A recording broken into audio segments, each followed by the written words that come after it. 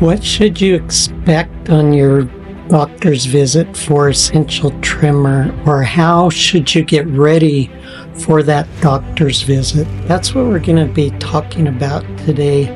And I've prepared some slides here so that you can review this video and get ready for your doctor's visit.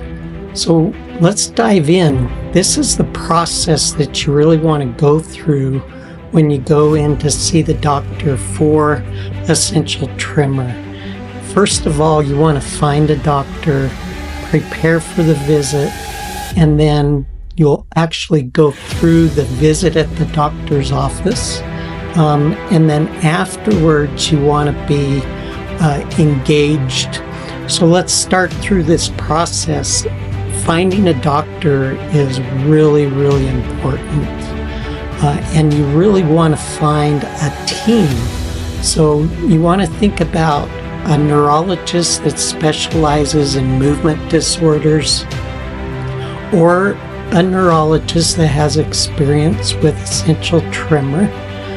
You also want to engage your primary care provider.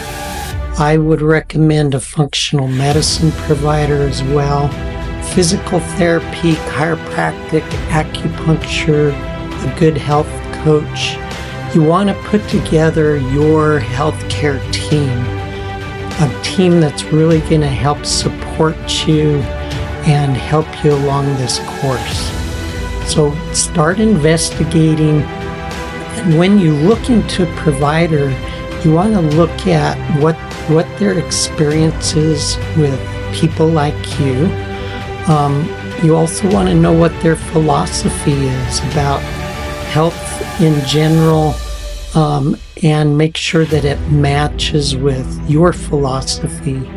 You want to pick somebody that you really feel you connect with, and I think you want to find a doctor who loves you, who really cares about you. That's super, super important. And so when you find that provider and you're getting ready for the visit, these are some things to think about. Each doctor or provider is going to have forms. Try to get those forms ahead of time so that you can take time to go through them, fill them out in detail, so that the doctor or the provider will have a good, accurate picture of who you are and what your experiences have been. You want to put together a list of your medicines, your allergies, any supplements that you're taking, and then you really want to go through your history and have that history all prepared. So when you go through that history, think about your essential tremor history, when it began, how it has changed over time. Has it gotten worse? Is it involving more parts of your body? When do you notice it most? What makes it worse? What seems to make it better? And then what kinds of therapies and medicines have you tried? And then how does it affect your life? Does it affect your job, your day-to-day living? It's going to be really important to have your provider know how these things are really affecting your life. And then you want to also remember to include associated symptoms, such as other problems that you might notice with your speech, your hearing, your vision, your balance. Anything else that's going on, it's going to be important to include in that history. They may also ask for your other medical history, and you'll kind of go through this same process, and we'll talk about that shortly. The next thing you want to put together is your social history. So this is your work history, your current family and living conditions, Do you use alcohol? How much? Tobacco, caffeine? Have you had past experience with drugs? All of those things are going to be really important, along with what is your routine for sleep, exercise, what kind of food plan do you eat? And then what is your faith habits, your social habits, hobbies, interests? All of those things are really important. They all contribute to who you are and how your health is going and how it's going to go. And then family history is going to be really important. So this is your grandparents on both sides of the family, your parents, your siblings, and your children. Any medical issues, essential tremor issues with family members, all of that's going to be super important. So then the day of your exam is going to come. You want to get there a little bit early so that if there's other forms that you need to fill out, you can get there in time to get those filled out and get settled in so that you get a lay of the land, so to speak. And then you'll get called back and you'll have your visit with the nurse and or the medical assistant and the physician. And they're going to go through your history. Even though you might have prepared this beforehand, they're going to go through this history again. When it all began, what makes it better, what makes it worse, all the things that we've talked about. You're going to want to have those down so that you can review them with the doctor. You want your physician to understand who you are, where you've been, what your concerns are, and so that they can really help you improve and get better. They'll then go through an exam, and they'll start with, they'll do an exam, and this is going to be a neuro exam, a physical exam. They may order some tests. They may do some other evaluations and order therapies. So the actual exam, they're going to look at your ears, your eyes, your mouth, listen to your heart and lungs.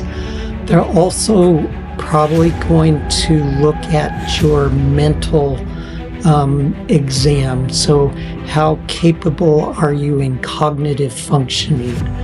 They're going to look at your cranial nerves, and that's how all the nerves that are going to your face and mouth and throat, how all of those things are working. They may look at your vision, your smell, reflexes, how you walk, how your balance is. They'll look at how strong your muscles are on each side of your body. And then they'll look at your movement. How smooth is your movement? What does the tremor look like? And when they look at the tremor, they're going to be looking at lots of different things to really look at what kind of tremor it is to make sure it's essential tremor and not something else. Some of those tremors that they'll be looking at is the tremor there at rest? Is it there when you just hold your hand up against gravity? Is the tremor there when you're moving towards a target? That's intention tremor. And then they may ask you to write. They may ask you to draw a spiral. They may ask you to do tasks like drinking water from a cup or pouring water, along with some other tasks to see how the tremor functions when you're doing day-to-day activities. Sometimes they'll also give you questionnaires that are associated with the tremor. So just be prepared for all of that. At the end of the visit, They will probably order a list of tests. These are the lists of tests that I order on my first time tremor patients. And so these are tests to look for or maybe ask about.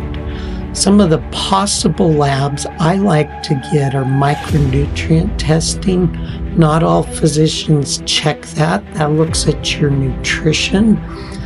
Sometimes we'll look at toxicity, autoimmune markers, and then there may be some, if they're questioning whether this is essential tremor or Parkinson's or something else, then there may be other tests that are specifically looking for Parkinson's disease. And they may order some radiological studies like a DAT scan or an MRI to really look at your brain. So those are some of the testing things to be aware of and to be looking for. After the visit, it's really important that you take to heart the advice that you were given, any therapies that you were given, and you want to start those. You want to get all the labs and studies done, and then you want to make sure that you follow up not only with this provider but with the other providers in your care team, so that everybody's on the same page. And then it's really, really important just to be proactive about your health. If you didn't have a good experience with the visit with your provider, then look for a second opinion. Really important. Remember, you are not your diagnosis. You are in charge of your health, and so you should work together with your team to be proactive about optimizing your health. And don't wait, don't put this off, get in to see the doctor. The sooner you have a good diagnosis, the sooner we can take good care of your brain and get things doing better. Thanks for being here. Put any comments down below if you have any questions or concerns. Thank you so much.